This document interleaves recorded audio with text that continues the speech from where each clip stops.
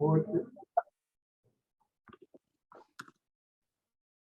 evening, everybody, and welcome. I need to speak my speakerly voice because my computer is giving me some technical glitches, but welcome to our Words Across the Water for November 17th. It's the fourth this semester, and this is the fourth semester that my colleagues, Allison McCletchie, who is here with us tonight, and Dr. Frank Martin, who will be joining us when he can. We had to leave the meeting early to be here. He stayed to the end. It's fourth semester in a row that we have put on virtual poetry events. Started during the pandemic. It was the only way to do a poetry event.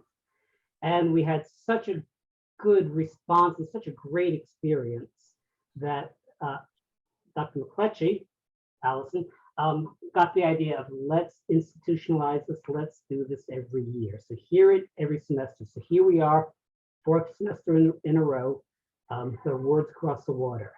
The theme for this evening is celebrations.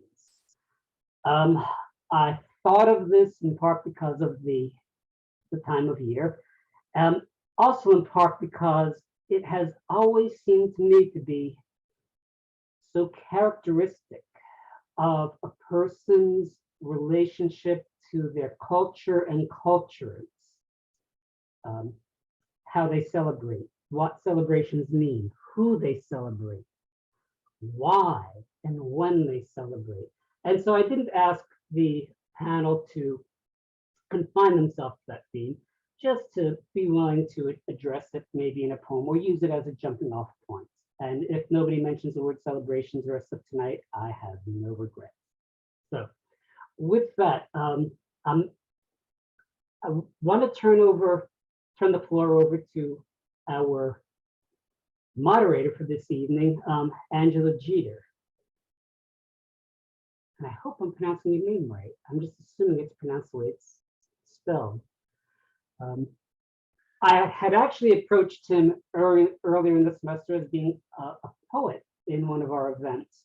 And by the time he got back to me, they were all filled up. So I asked him, how would you feel about moderating? And he kindly agreed. So let me tell you about Angelo Geter. He's an award-winning poet, educator, author, and performance artist based in Rock Hill, South Carolina. Known in the spoken world as iambic, Geter's work touches on a variety of issues, including social justice, race, grief, character, and manhood. Over the course of his career, Geter has amassed several accolades and recognitions. He currently serves as the Poet Laureate of Rock Hill, South Carolina. And let me pause here and say it's one of the better societal moves in the last decade or so that mid-sized cities like Rock Hill are appointing poets laureate. And is a 2020 Academy of American Poets Laureate Fellow. Geter is a 2018 National Poetry Slam champion, Rust Belt Region Poetry Slam finalist, and Southern Fried Regional Poetry Slam finalist. He is also the founder and director of One World Poetry Festival, a 5-day celebration of poetry with readings, open mics, competitions, and performances. His work has appeared on All Deaf Poetry, Charleston Currents, Gratefulness.com, and the Academy of American Poets Poem a Day series. And if you do not subscribe to that series, it's in my email. I subscribe to the list. Please get on the Academy of American Poets website and subscribe to their Poem a Day series. His debut collection, No More Than Dead, I'm sorry, my goodness, my glasses, More God Than Dead, was released in June 2022. With that, I want to turn the microphone over to Mr. Angelo Geter. Thank you, Thomas. Good evening, everyone. Can everyone hear me? At least those I can see. Thumbs up, we're good. Awesome, perfect. Well, thank you again for the invitation, for being here today, for trying to make it happen. He contacted me about 5 different times. Can you be the person this week? Can you be the person this week? And wasn't able to do it, but I was glad to be the moderator for today's reading. And I'm really, let me say, appreciative for what you guys are doing to highlight poetry. I think it's really important to have these kind of spaces where we're pairing poets together from different backgrounds that may or may not have worked together before. So we can not only expose the audience to new work, but expose poets to each other, right? It's just as important for us to meet new artists and new writers as it is for others to connect with us as well. So thank you for curating this space and thinking not robbery to keep doing this. So thank you for what you've done, and I hope we can continue doing it as well moving forward. So I'm here to serve as a moderator for tonight. I'm really excited about the 2 poets that you have featuring today. We have 2 amazing writers. One I wasn't as familiar with, but now have listened to several poems. I'm really excited to hear what she has. And then my good friend Marcus and Amaker, we've known each other for a good little while and has been a mentor in the poet laureate space for me as well. So I'm really excited for what you guys have lined up. And so we're gonna have a good time. One thing I like to say is that whatever happened before you got in this space, let it go. So somebody made you mad at work today, someone tried to cut you off so you can get home to get on the Zoom to get here. You got kids and your kids in the background right now crying, or your dog is barking. Let go of all of that stuff that happened or that is happening right now, and let this space be this space so you can fully engage in what's happening, right? Because we don't want it to be tainted by the other things that are outside of it. But while we're here, we want to be here, we want to reside here. So enjoy the fullness of what's happening, the fullness of the work as well. So let this be this. And then I promise you one thing, that the problems that you had before you got here will be there once you log off of this Zoom, if you want them to. So if you want to pick them up, you can do that, right? Or you can just pick up some food or pick up, a glass of water or whatever. But if you want to pick up the negative stuff, you can do that. But let's not do that while we're here. All right. If that's okay, then you can snap or whatever. Which leads to my next thing, is that I know we're not in the same physical space, but if you want to do emojis, if you want to do the thumbs ups, if you're hearing something in a poem or hearing a poem that you like, if you want to snap as well, typing in the chat when you hear a line or hear a poem or something that you like, I think is really good for poetry to be an interactive experience and not just something that we're just speaking to you and speaking at you, but it should be interactive and collaborative and and all those things. So without further ado, I just wanted to set this tone and set the stage so that these poets can have your full attention and have the energy that they deserve for today. So our first feature for today is Celia Serhaindo. Celia was born in the Commonwealth of Dominica. I think I said that correctly. Sorry if I didn't. She left Dominica when she was 8 and lived there many years in the UK, returning home in 2005. She was a member of the Nature Island Literary Festival for a few years, from 2014 to 2017. Was the Dominica link for Hands Across the Sea, a US-based nonprofit organization which aims to help raise child literacy levels in the Eastern Caribbean. Her poems have been published in Verse Daily, Illuminations, and international magazine, The Contemporary Writing, Magma, Lowy, Wasafiri magazine, and a host of other places. Her first full-length collection, Radical Normalization, is an exploration into and pushing against society's defined edges of what a person with a normal mind is supposed to look, act, and sound like. It also asks, what does healing look like? It was published by the United Kingdom-based publisher Carcanet Press in September 2022, and in the US this month. Let's give a round of applause, a virtual round of applause for Celia Serhaindo. Hi. Evening, everybody. I'm so excited to be here. Thank you so much, Angelo, for that introduction. Thank you all those behind the scenes, Frank, Thomas, Alison, and I have to give a big shout out to John Robert Lee for introducing us to these sessions. So I've been so enjoying these sessions, and I have to thank him for letting the Caribbean community know about them. the theme today about celebrations, at first I was like, you know, sometimes it can be really hard. The times are just so challenging, and showing gratitude and celebrating is kind of the last thing on my mind. But just I really was grateful for the opportunity to think about celebrations a bit more, and how I do actually celebrate. Even the act of writing is such a joyful act for me, even though the topics may not always be. So thank you so much for picking that theme, Thomas. And also want to say, just this theme of words across the water, I think it's so important, especially I think about, especially the fact that you bring writers from the Caribbean, from the Americas. You know, I think there is so much happened in these waters. There's so many bones in these waters. And I feel this words across the water is like pouring a word libation, you know, to the ancestors, and a real healing power in the words. So I really thank you for that. And the sea, coming from the Caribbean islands, the sea is so important to us. We've got our writers like Kamal Brathwaite and Derek Walcott, his poem, The Sea is History. And I always think, you know, like the sea is also memory. So much is held in water. So thank you for that. I'm going to start with a poem actually from my first collection, which is called Wavance. And this collection, which was published by a very small but very valuable press based here in Dominica and England, Papillot Press.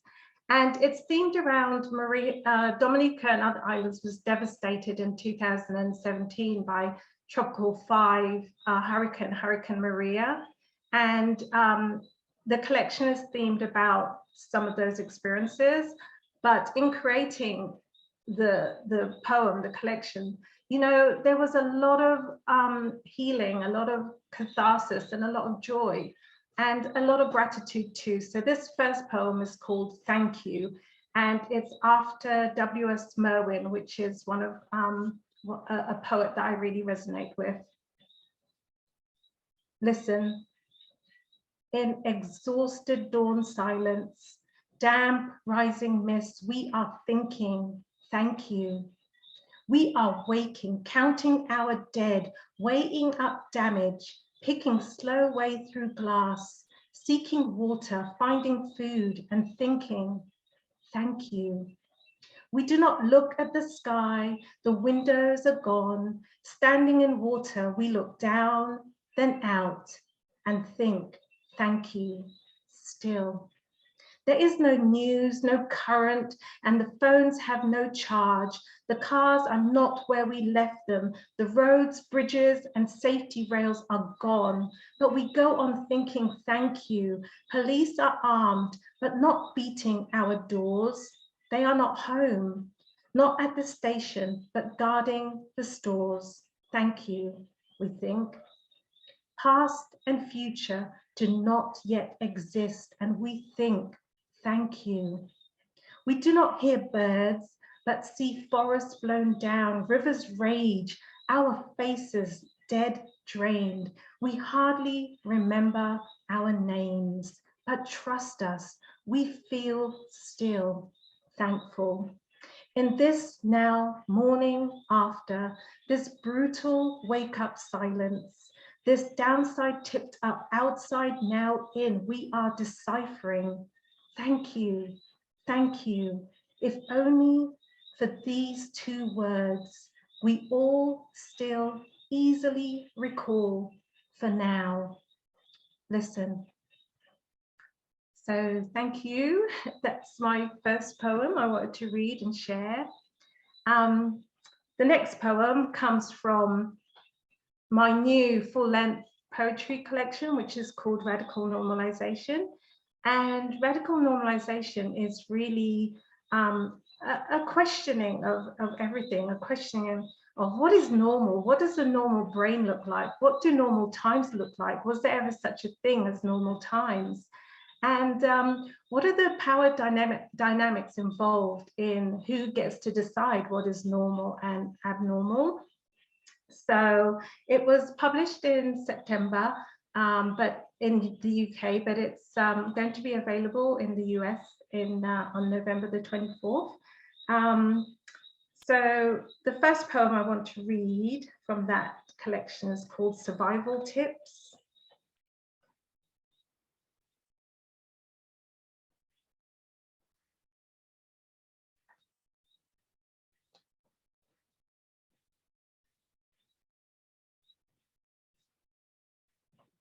I think as well, it was Kamal Brathwaite who said that art must come out of catastrophe. I don't always say it must do, but I think art certainly can come out of catastrophe. Survival tips. When they start to shout at us after saying, come talk, trust us, this is a safe space, tell us this is for our own damn good, little girls, little boys, but our guts tell us this feels bad, kicks and warns us, they are trying to ram shame or guilt into our mouths, trying to hurt us. Or Stockholm Syndrome smiles, sparkles in eyes, confuse and dazzle us. Think, we have been here before. Think, they are not our star gods. Think, they are not our father or mother. Think, even if we are no longer children. Think fast. Should we prise fingers from throat of our opinion? Run, run, run, or fight this time? Or be still. Decide to do nothing because we trust. Even though we don't know, we know. Thank you. And that poem has some quotes at the end. One is a Twi saying, which is Bibiye, Biyeye, everything will be all right. And a quote from Lady Julian of Norwich, all shall be well, all shall be well, and all manner of thing shall be well. The next poem I wanted to read was, it's a cento poem by, it's a cento poem based on the collection called Digest by the 2015 Pulitzer Prize winner, Gregory Pardlow. And a cento poem is a collage poem, and it's usually created using lines from poems by other poets. And I really love writing cento poems, and sometimes I have this feeling that all that I'm doing is just a bunch of cento poems and just rearranging what has already been said before by generations of writers. So this one's called Cento, Digesting Knowledge.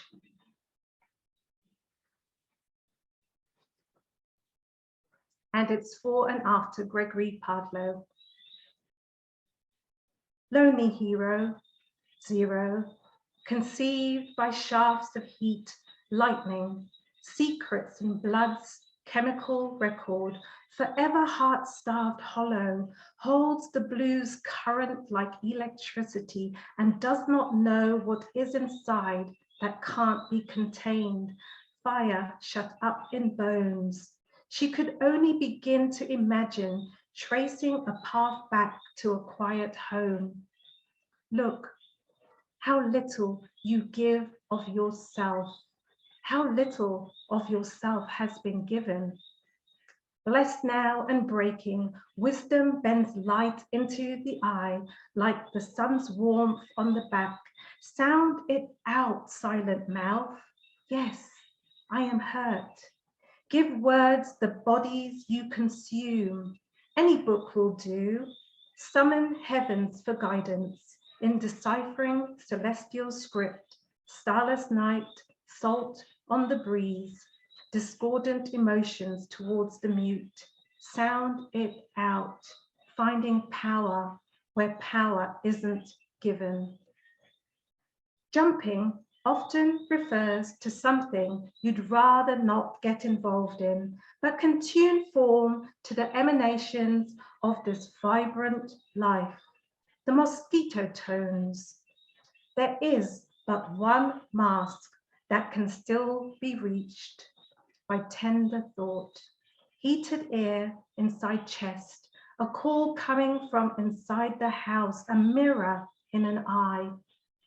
Hear stone sing, chariots come carry us home, the world of words beyond the curtain of language. Zero, hero, born a cipher, a whole ledger, a single word from you might bring the funhouse down. Thank you. How am I doing for time, Angelo? Do I have time for one more at all? I think you're good. One more? Yes. Okay, great. Great. Thank you. Thank you so much to everybody. The final poem I wanted to read is dedicated to Malidoma Somé. He's Malidoma Patrice Somé. He died in December 2021, and he was an African writer, and he wrote a lot about African spirituality, and his work and his teachings were real guidance for me, and also his wife, Sabonfu. And the epigraph reads, "Healing is a revolutionary stance that you take." And that kind of also reminds me of a quote from Audre Lorde, who's another one of a really passionate writer that just, her words just so resonate for me. And she says, caring for myself is not self-indulgence, it is self-preservation, and that is an act of political warfare. So this last poem is called Stasis as Revolutionary Healing. Staying in bed a few extra hours isn't exactly revolutionary, I understand. Won't burn the whole place down, set off the necessary reset, but it's what I want to do against whispers outside and inside my head. My husband's phone is ringing somewhere inside the house. Wake up, wake up. There are things you need to do right now. I hear loud crackles and pops outside from the farmer's field behind. She is preparing the land for planting, clearing with a fire I hope is under her control. Some smoke wisps into the bedroom, air carrying the burning. I turn over into a death pose, pull covers over heart, over my mouth, nose, ears, over my eyes, over my head. Hands rest, crossed over chest, still, unmoving. Mind is unwinding, stilling, a light, deep breathing. Thank you so much.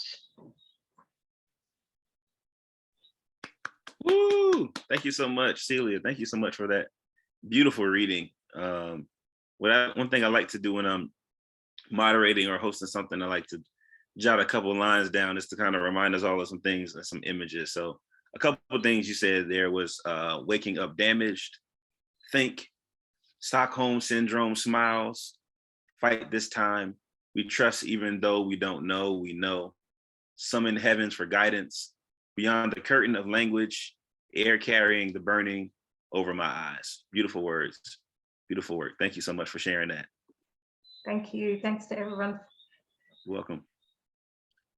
So we got through your first reader for tonight, and I'm honored to and excited to introduce your second reader, Marcus Amaker. Marcus Amaker is Charleston's first poet laureate and the recipient of the Governor's Award in South Carolina. He's also an Academy of American Poets Laureate Fellow, the graphic designer of a music journal, an electronic musician, an opera librettist, and mentor. Does a lot of things. His poetry has been recognized by the Washington Post, the Kennedy Center, American Poets Magazine, NPR, and many others. One of his poems is on a Grammy-nominated album. He is also the owner and creator of Free Verse Press, the creator of the Free Verse Poetry Festival in Charleston, South Carolina as well. His most recent collection is entitled Black Music Is. Let's give a round of applause for Mr. Marcus Amaker. All right, yeah, thank you all for having me. I absolutely loved that reading, Celia, especially the parts about self-care. That last poem gave me some chills, and I think this first poem that I'm going to read really piggybacks off of that and shares the same energy. What I want to give you all an offering is to just sort of look at some of the images that I have. Like, this is a little bit of a meditation as well as a reading. So I'm going to read some work. I have about 200 poems. So I hope that that's cool with everyone, right? Nope, not cool. Okay, I'll read like 5 poems. Maybe we'll do like 15 minutes or so. Okay. Thank you all again for having me. All right. This is called Give Yourself Some Flowers. And in the beginning, God gave your body a checklist. Keep your heart on beat and your lungs dancing with oxygen, not passive to air. Make sure the path of your blood slows down for checkpoints and avoids bumps in the road. Train your nerves to keep a balanced pace and stay within the lines of steady flow. Push forward without putting too much pressure on movement. Remember, return to water when your spirit and its frame are in drought.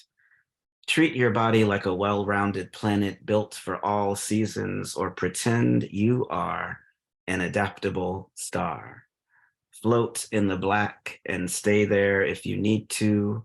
Save some light for yourself. In other words, rest like the sun does. Schedule some time to stay out of sight when too many people praise warm energy. Keep in mind all of these things when depression tells you nothing is working. Keep in mind all of these things when it tells you there is no invisible force connecting us, when your veins are stopped by blood clots, when your bones are dry and the water is too quick to boil. Keep in mind all of these things when it tells you that the soul is like the body, made to be broken, open to deterioration and doubt. Yes, keep in mind all of these things, and remember, even when it seems like the clock isn't ticking, you were made perfectly for this moment in time.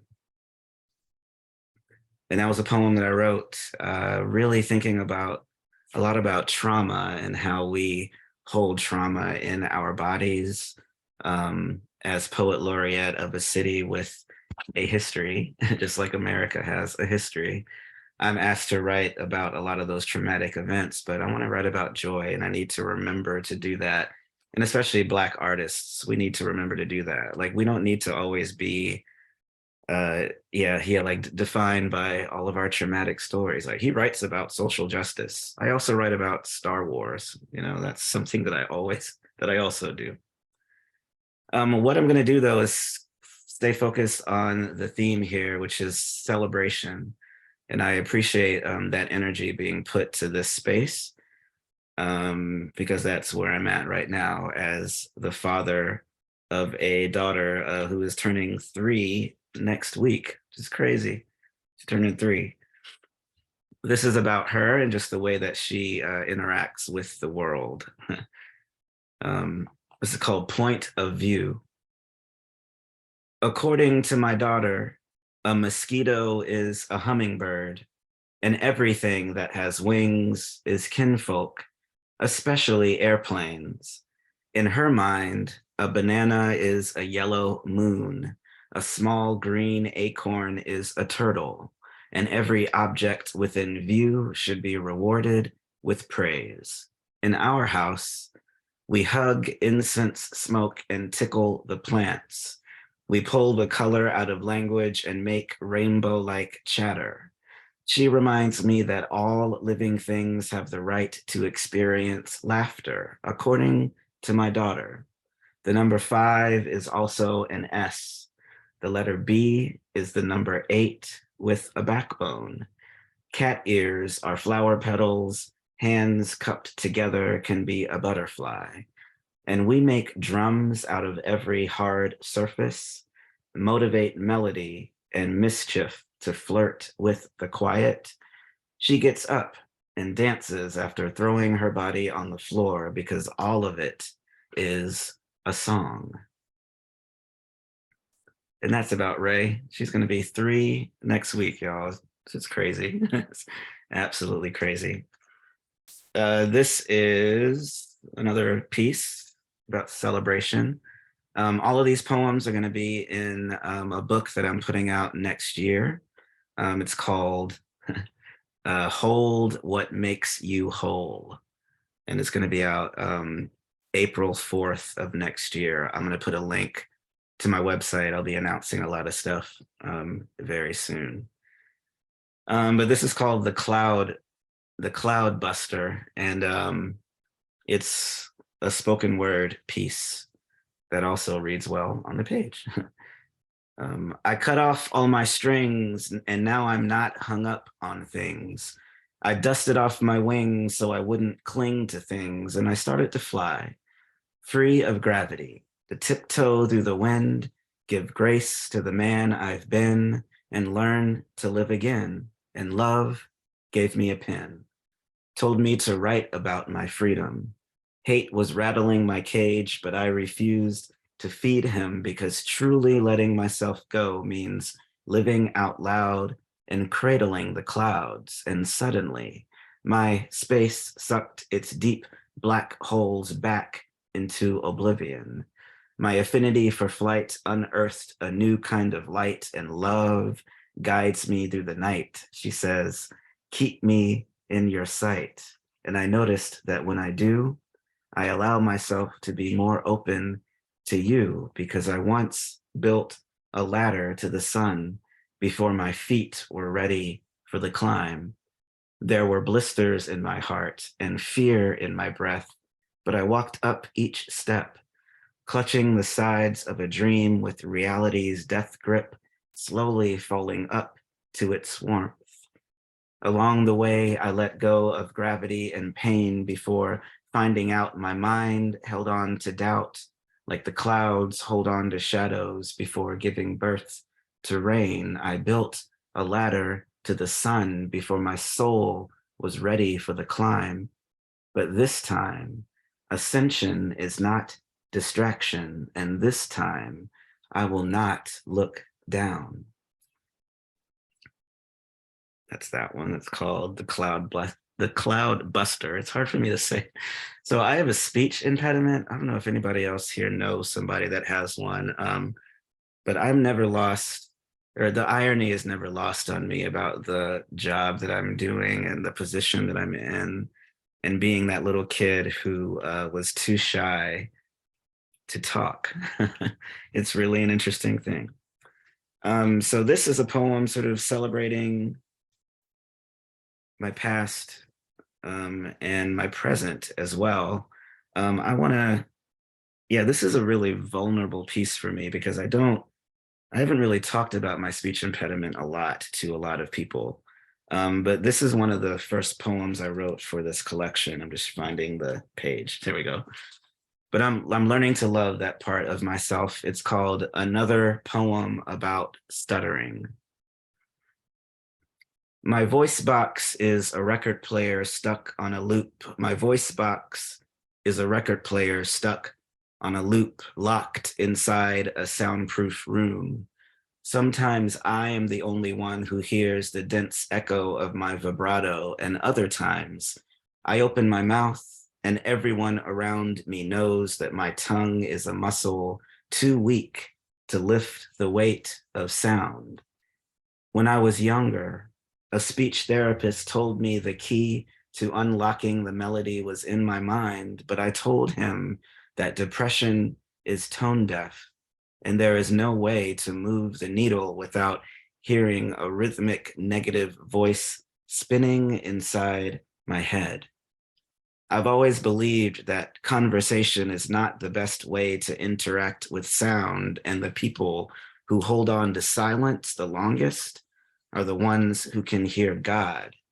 That's why it's my intention to build a community with the quiet, to take off my headphones and hear heart-focused interaction in stereo. My speaking voice is not my thinking voice, is not my poet voice. If I can't say my name when I'm around you, it's not because I don't believe in its power. It's because I tripped on the cord on the way to the microphone.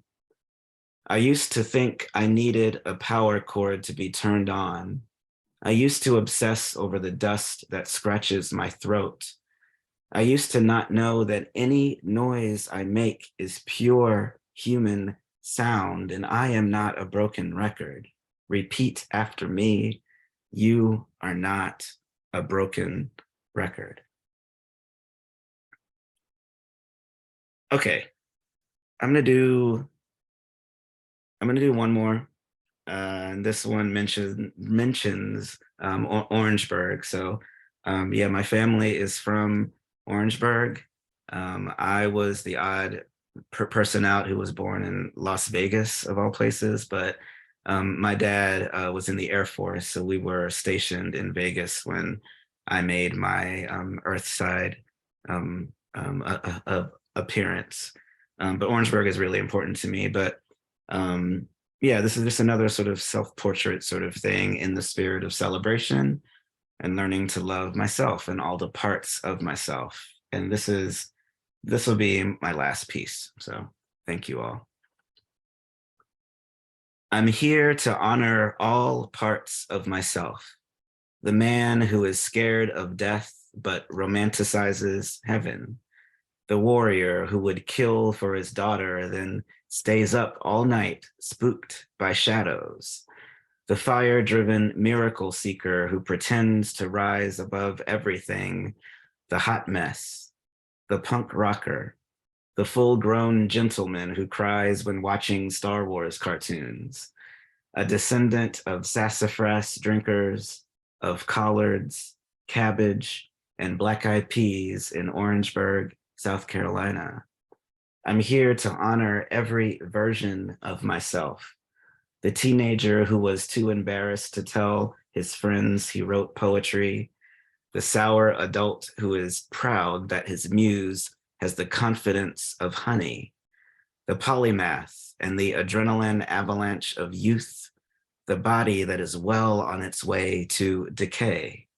The empath who water skips through life but is afraid to go under. I'm here to give grace to everything that I am, to lay a blanket next to the grave of my former selves and sit among seeds that were never meant to flourish and dig up reminders of how I've come to be in bloom. And that's that one. I appreciate you all. Thank you for allowing me the space to be here. All right. Awesome. One more time for Marcus Amaker.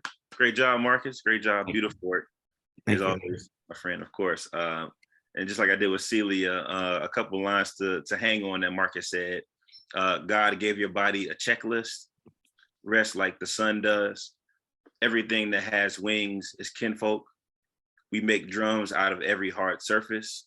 All of it is a song. Give grace to the man I've been. Ascension is not distraction. Sometimes I'm the only one who hears the dense echo of my vibrato. Depression is tone deaf. You are not a broken record.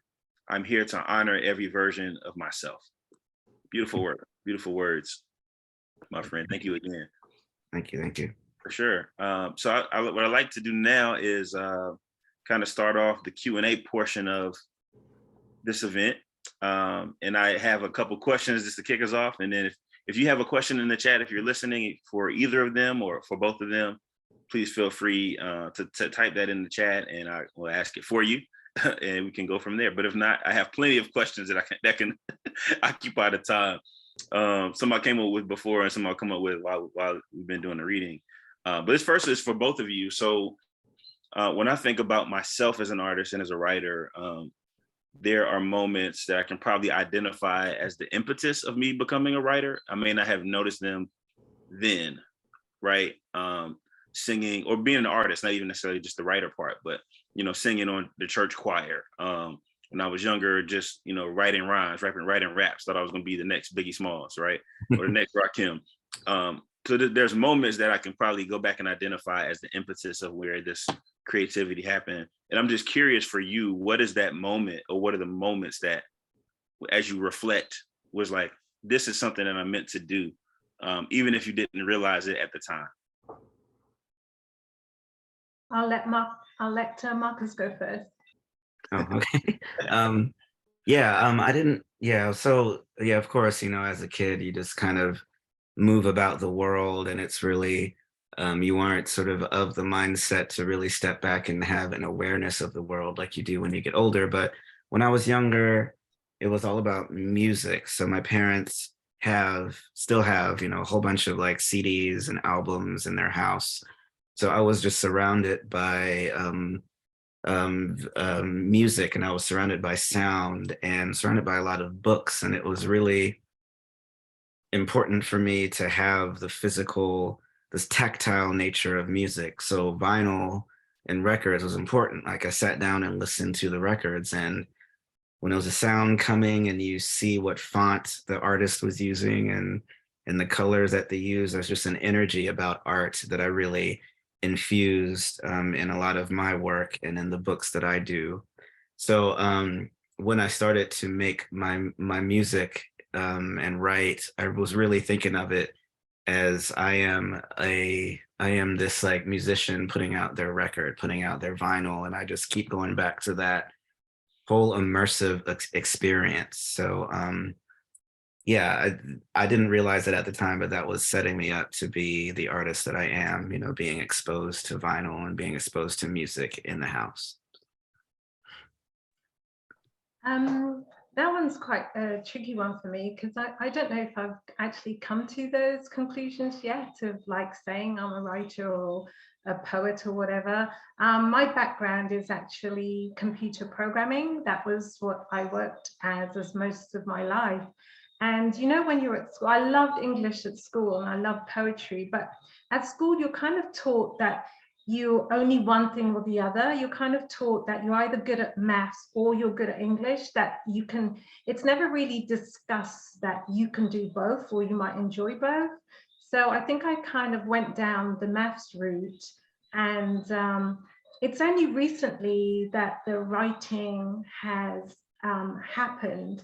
And I'd say it was kind of when I wasn't so busy, when my brain actually had some time and some space. I just felt these words coming. And that's when I started writing poetry. But the whole literary world of being published and saying you are a writer or poet, I think is very different to saying I poet or I write. So at the moment, I'm at the I poet stage. So because the whole literary world and the expectations and the amount of time, I think it's very different. So I poet. I like that. I poet. We should put that on a shirt somewhere. Marcus can set that up. He does all kind of merchandise, so he can set that up for you, design it and everything. Great, that's awesome. Thank you for that. And like Allison said in the chat, if you have a question, you can raise your hand and then we'll also acknowledge you, and you can just unmute and ask the question too. But I do have two others that I like to get to before that. This is specifically for Celia, for you. So just reading your bio and then of course listening to your work. You were born in Dominica and moved to the UK. And I'm just curious of how those, especially now knowing that you're considering yourself a newer writer, like writing is a newer thing for you, or you poeting is a newer thing. How have those experiences or the difference in those experiences altered your work and your entry into writing? Yeah, I mean, that's probably where the writing stems really, is trying to resolve these things that I didn't even know were existing inside me. There's Marcus mentions about trauma in the body, and basically my family migrated to England when I was 8, and at the time I didn't even know where England was. I had no concept. Dominica is a tiny Caribbean island with less than 70,000 people. And, you know, it's a very small knit community, tight families, tight communities. And we ended up in a part of England that didn't have a very large Black community. And it's kind of where I experienced racism for the first time. And I didn't even know what racism was. I just felt in my body as an 8-year-old that there was a reason why people didn't want to shake my hand, or there was just an uncomfortable energy. And it was only later on in life that I was able to actually name it as such. So, and I always longed to come back home. I always saw Dominica as my home, but it took, you know, you grow up in a place. I did all my schooling, all my work in England, and made some fantastic friends there and everything. And you kind of start forgetting. But the trigger was my dad. My mum and dad actually left us in England and migrated back to Dominica. So I always say they left us there. But it was actually my dad's death that triggered me wanting to come back home, that if I was going to do it, time is passing and I really need to get on with it. And then you find out that you can't really go back. There is no going back. I could never go back to the 8-year-old. I could never go back to my connection to the island in the same way. I now have an English accent, which is a whole load of baggage when you come back to the Caribbean. So I'm just trying to embrace being back home on my own terms, you know, and just being a Dominican on my own terms, and not necessarily a Dominican that's the usual. So yeah, so my writing kind of probably stems from all those complications that were going on in my mind that needed a way out, and I didn't even realize it. Awesome. Thank you for that. Very well said. Very well said. I can only imagine how having an English accent in Dominica could probably be, you know, make some problems for you. So I can imagine. So thank you. Marcus, question for you. So I've known you for a couple of years now, right? And I know that you're entering the end of your term as poet laureate of Charleston, and if I'm not mistaken, the first city poet laureate of the entire state. Correct? You're the first one. Well, yeah, I was the first poet laureate of Charleston. Yes. Right. Yeah. And I think you were. Yeah. So anyway, yes. Right. And to be so to Ed was. So this is no. Go ahead. I'm sorry. Oh yeah. I just thought. Yeah, I thought about it. Ed was prior to me as far as South Carolina goes. Got it. Yeah. That's right. You're right. Mm-hmm. He's about to end his term as well. Mm-hmm. So just it's a 2-part question. So first part is being the poet laureate of a city that has a lot of history, right? Good and negative. What was it like serving in that role? And then the second part is, what do you feel like your legacy is as a result of, or what would you like your legacy to be as a result of having been the first poet laureate of Charleston, as it relates to those who will come after you, right? What would that legacy look like, or what would you like it to be? Yeah, awesome questions. It was a learning experience for me to really inject myself in the community in a way that this position required me to. Because I'm so my family is from Orangeburg, so I'm kind of the area, but I'm still not from here. So I moved here in 2003 and didn't really know much about the city beyond its culinary stuff, which is what the story that is sold to us is. Oh, it's a great place to eat, and then you like eat and leave. Like don't look under the covers, or don't go deeper than that. So I made it a point to really dig into the history of our city and write about it and learn about it and confront it and talk about it, and also just present that history in a way that helped me to digest all of it as well, because we have a lot of going on here. So we need to talk about it. So it's a dangerous time for us right now because of what's happening in the school system, but that's a whole nother topic. But it has been a joy to serve as a city laureate. And as far as my legacy, I really hope it is just my passion for being in the classroom. So I'm in classrooms probably 2 to 3 times per week, doing workshops with students, reminding them of their creative freedom, reminding them that they can create and they have the power to do that. So that is really important to me. And with the Academy of Poets fellowship, I started a Poets in Schools program where we publish books of students' work, and that's super important to me. So that, I hope is on the gravestones somewhere, as was an advocate for youth poetry. Awesome. Thank you. Thank you for that. Great answer. Great answer. You served very well in that role, my friend. I'm going to tell you that as well. Thank you. Thank you very much. You're welcome. So Thomas said, oh, wait, I think it's 2 questions. Oh, my good friend, Ann Humphreys. All right, good to see you, Ann. Could anyone move Governor Oh, this is a valid question. Could anyone move Governor McMaster to appoint new poet laureate to South Carolina? Arts Commission has recommended candidates. We need a South Carolina poet laureate. Correct. I don't know if any of y'all can answer that question, but that's a valid thing that needs to happen. Yeah. There's a lot of things that McMaster needs to do, and this is one of them. And yeah. So I mean, just some behind the scenes. I guess I can talk about it. It was, that title was open for people to apply for it. I was one of the people that applied for it. A bunch of other people did too. Hopefully you did too, like, and Angelo. But we are just waiting for them to make a choice, and it's been more than 2 years now. So I'm not going to lose any more sleep over it. And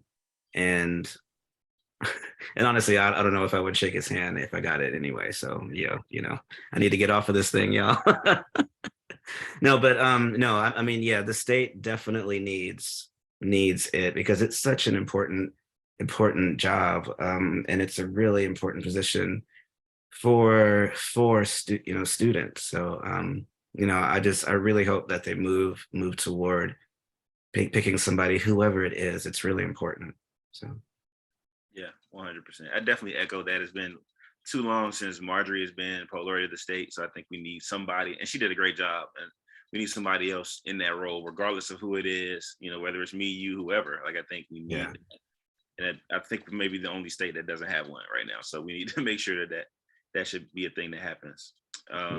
So moving forward, Thomas asked, Celia, I wonder if you can talk about writing a cento poem. How do you choose the poems and lines to include? Just so, like you were doing, Angelo, that's kind of what I do. I pick out what resonates, what jumps out at me. And this was over Gregory Pardlow's whole collection of digests. I picked out the lines that spoke to me, that were calling me, and I wrote them all down, and then I rearranged them. And then obviously I worked on the line breaks and things like that. So it's really, I just really pay attention to what my eyes and my ears noticed. And I think that's kind of what poets do. They pay attention to what comes in front of them. I also, if I get a chance, I also wanted to ask both you and Marcus. I have so enjoyed exploring your poetry, and I just love how you guys show such strength in vulnerability in your work, and it's something that takes a lot of courage to do, especially as Black men. So if we get time, I would love to know how you both kind of feel about doing that. Do you really have to take a deep breath? Because I just think that aspect of your work is so resonating. Awesome, thank you. I think that's what this is about, is to have fluid conversation. So you can absolutely ask that question. I'll defer to Marcus first, though. Oh wow, yeah. Thank you. It's It's been a fairly recent thing, and I would define recent by within the past 5 years or so that I've been comfortable in just who I am, like just being an authentic person. So growing up, I was always labeled as being, soft and, like being a sensitive person and things like that. And I spent a lot of time not really enjoying that part of myself. But honestly, therapy has helped me to, realize that there's a lot of strength in that.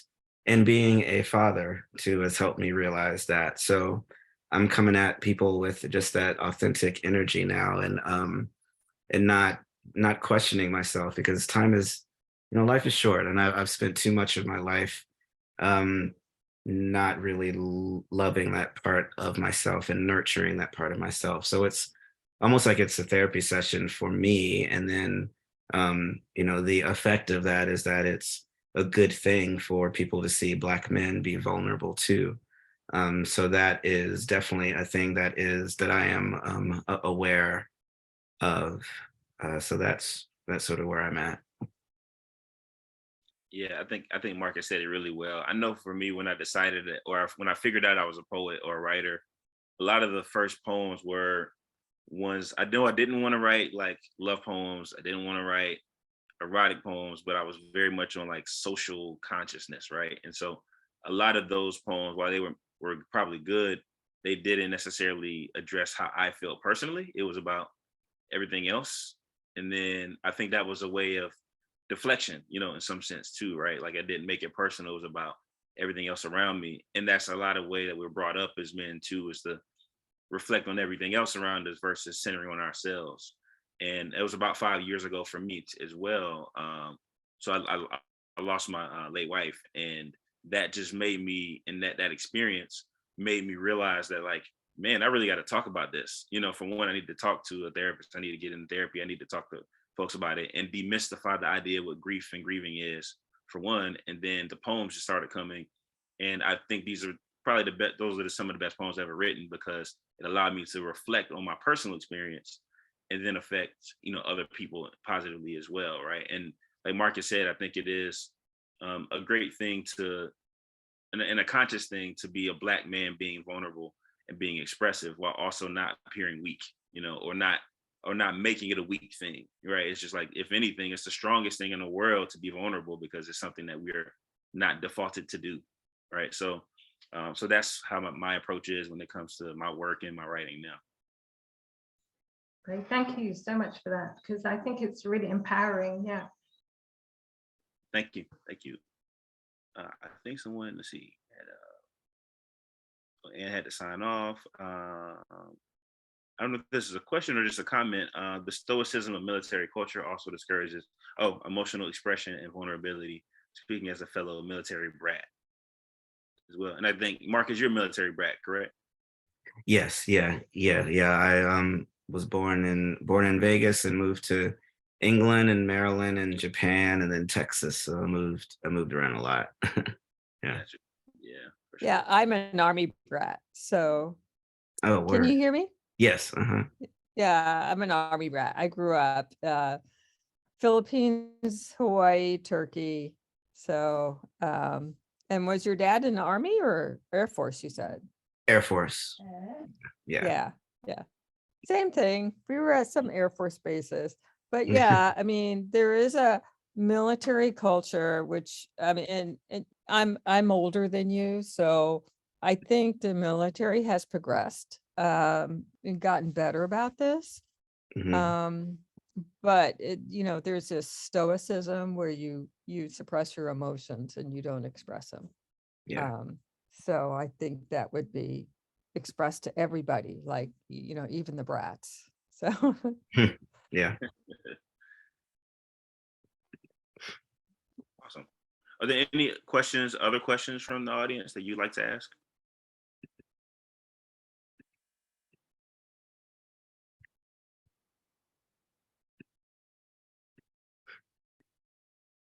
Okay, well, I'll let you think about it. But while you're thinking about it, I do have a question for y'all, for both of you. So the theme of tonight is celebrations.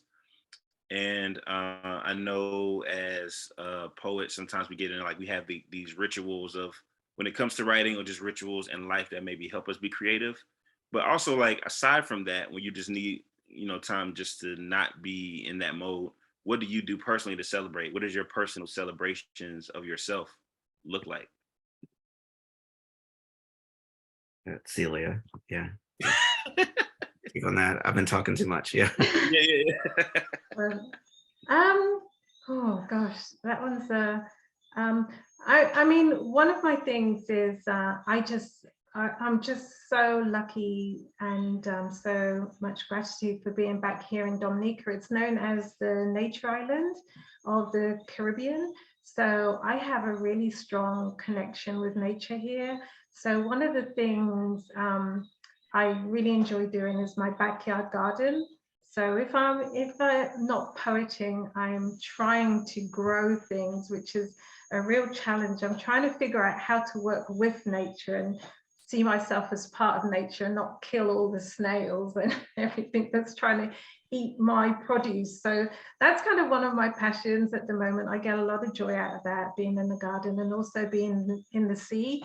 Anytime that I can get myself into water, immerse myself in water, is really a joyous time. And I just try to embrace like whatever craziness or silly thing that I choose to do. Just try to say that's okay. I can be that silly person sometimes. So yeah. Awesome. Thank you. Yeah, I love this. I love this question and questions like this, because I just think it humanizes people. And but yeah, so I love to bike ride. I'm a major biker. I bike 200 miles per month. That's my goal. I also love playing video games from time to time. It's really a fun experience. It brings me back to my childhood. The main thing for me is just focusing on being a present dad, and a present husband too. So that's super important. I'm blessed to be able to work for myself. The idea of being an artist is a really, really lovely life. And I also take naps. Like, that's super important to me. Like that to me is goals. Like, if I'm taking a nap per day, then I'm coming at you with some really good energy. So those are things that I definitely do just to stay focused. Awesome. That's great. Yeah, it's funny. I was just telling someone the other day that I took a nap. I didn't mean to, but I just kind of fell asleep, took a nap. I said that nap was delicious. You know what I mean? Yeah. Yo. Nothing like a good nap, man. It just changes your whole energy, Yeah, it's perfect. Absolutely. Good stuff. Any other questions from our audience?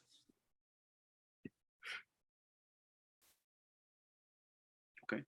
All right. Well, I've Thomas did ask me to end us tonight on a poem, and so I will honor that request. And in the theme of celebrations, this poem is entitled "Praise," and it's kind of centered on the idea of even when we feel like it's, especially in the holiday season, when there may be a lot of feelings attached, and maybe loved ones that were here are no longer here, or holidays may be difficult for people, that regardless of that difficulty, there's still things that are deserving of praise and deserving of celebration. And so this poem is on that theme, and I hope it ends you well, and hope the night reflects on you well as well, with some beautiful work by Celia and Marcus.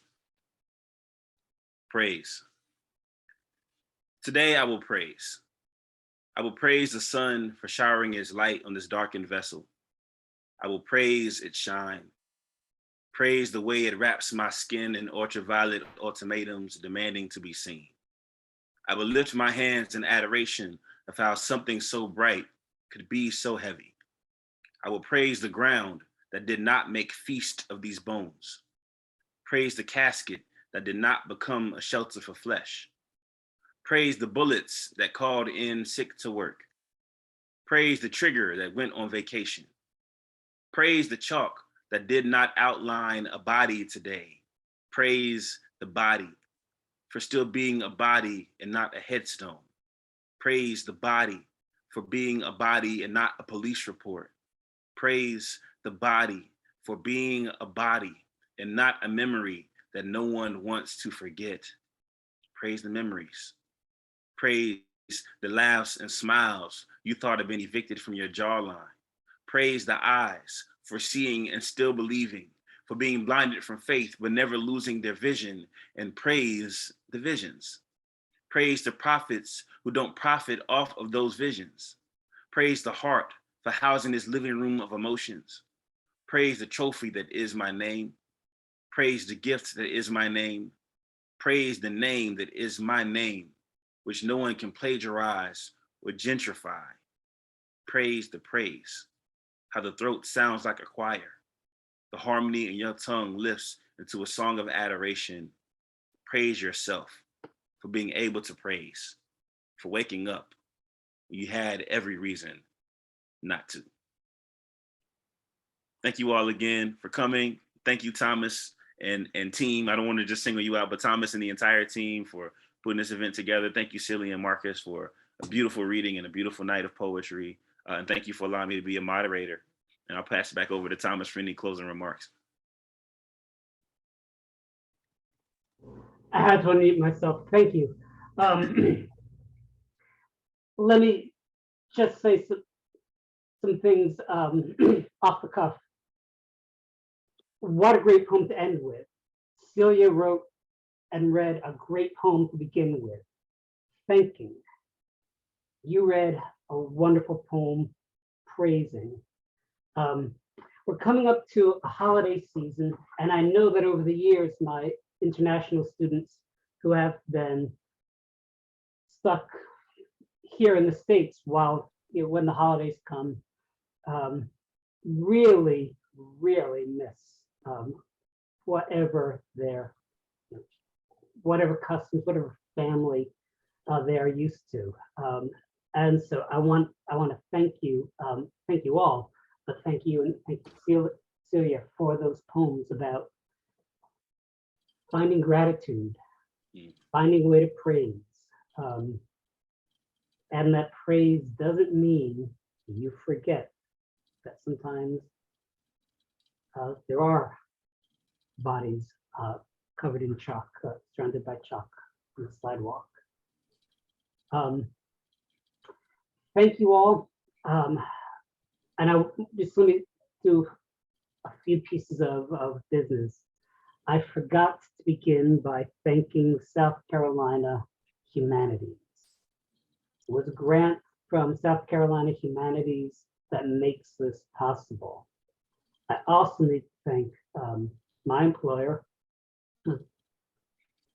the South Carolina State University, for their support, and that includes the College of Education and Social Science, Education, Humanities, and Social Science, and the departments of English and Communications, my department, Social Science, Allison's department, and Visual and Performing Arts. Now, Frank, I don't think Frank ever joined us, but Frank has been fundamental in this whole process, and that's his home department.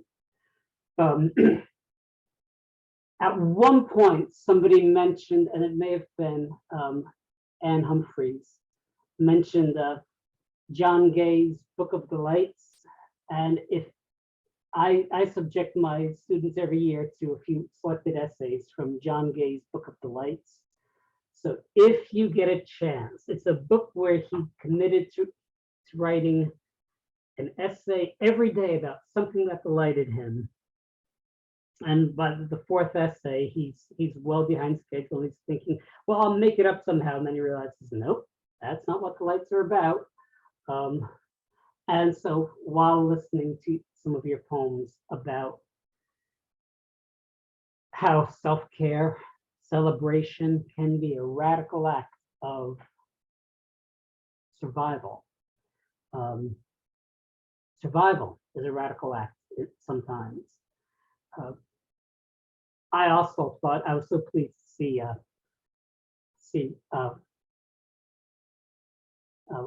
Book of Delights come up. Ross Gay. I don't want to confuse you by calling him John Gay, who's another poet. So please, if you get a chance to look at that. Those of you at home, please support these poets. I've been trying to post in the chat board some of links, some of their works, but please take a minute to explore them. Please support these poets. You know, in an in-person thing, this is where we break to the book signing schedule, which is a lot of fun, but we're not doing that here. But some of you have signed books. I know Marx has signed books for sale on his website, and Celia's book is going to be released, I think, next week in the States. So Google is your friend. You'll find their works 1 or 2 clicks away. At this point, I need to thank Celia. I need to thank Marcus. I need to thank Angelo. And there are so many people who have been returning members of this. I see Gloria Bertram is here. Again, thank you for coming. Some of my colleagues, Nithya Page, Dr. Wallace was here from overseas, I believe. Dr. Hawes is here. I'm getting through some of the names. So I want to thank people who have supported this program, not only tonight, but over the course of its development, over the course of the last 2 years. When Ann Humphreys was on, she asked about where can I find more of these? Well, if you go to YouTube and Google Words Across the Water, you will find 5 or 6 videos. There's some more posted on Facebook under Allison's page and under the museum. We have a museum, and the museum used to be one of our sponsors, but the museum is temporarily closed. IP Standback Museum and Planetarium, and they have some other videos posted there as well. They're all great experiences. And so lastly, I want to thank you all for showing up. It wouldn't be possible without you showing up. Your support means so much to us. And unless there are any other burning desires, I'm going to stop recording, but I'm not going to shut off the feed. Last time I made the mistake of clicking the wrong button. And when I said I'm going to stop recording, but please stay around, I booted everybody out. So I'm going to stop recording, but please stay around.